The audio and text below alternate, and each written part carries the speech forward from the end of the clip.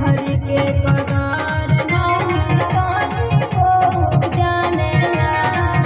भटरल नीक हमके देवर नु मानेला हरि के करार नहीं कानी को जानेला भटरल नीक हमके देवर नु मानेला हमरा के मारे पड़े डांटवा के देवरा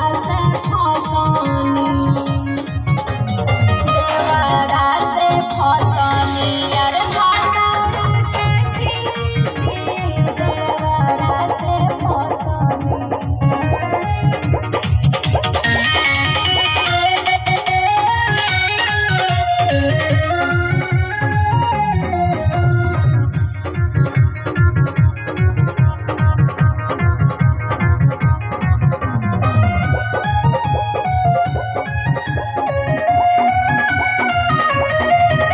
अगुआ फसवलस हमके संकट में डाल